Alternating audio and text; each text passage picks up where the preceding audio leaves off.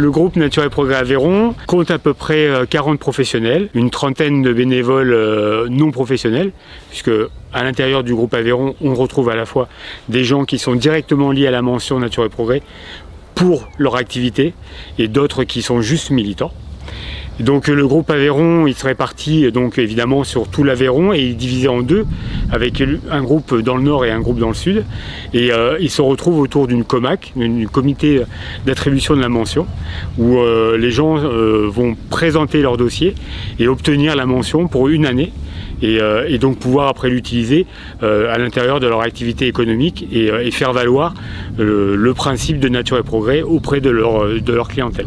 La mention Nature et Progrès, elle s'organise autour de cahier des charges et donc lorsqu'ils font une demande de mention, ils contactent Nature et Progrès pour pouvoir être enquêtés et ça c'est la vraie valeur ajoutée de Nature et Progrès. Comme c'est une activité associative, elle est tenue par des gens qui sont de terrain et donc c'est les professionnels qui enquêtent les professionnels.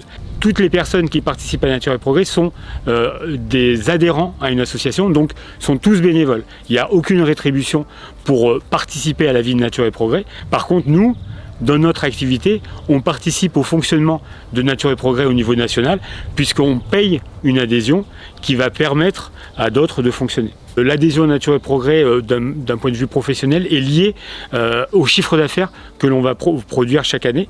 Donc ça veut dire que lorsqu'on a une petite activité, on va moins cotiser à Nature et Progrès.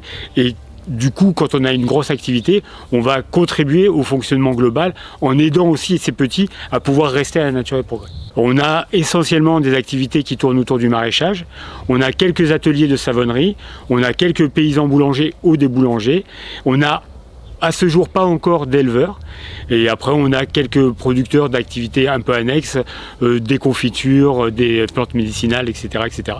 Et nous ici où vous êtes, c'est Mescladis qui vous accueille et nous on a une activité de boulangerie en tant qu'artisan et pas de paysan, on est bien artisan boulanger. Donc ça fait 20 ans que je suis à Nature et Progrès et ce qui m'a fait choisir Nature et Progrès plutôt que l'agriculture biologique, c'était le côté militant et le côté de terrain. C'est-à-dire que c'est tout de suite, on se retrouve à l'intérieur d'un groupe, on fait partie d'une entité où on va pouvoir échanger avec des gens. Il y a cette sensation de faire vraiment partie d'un tout et de ne pas être esselé à travers juste une activité professionnelle.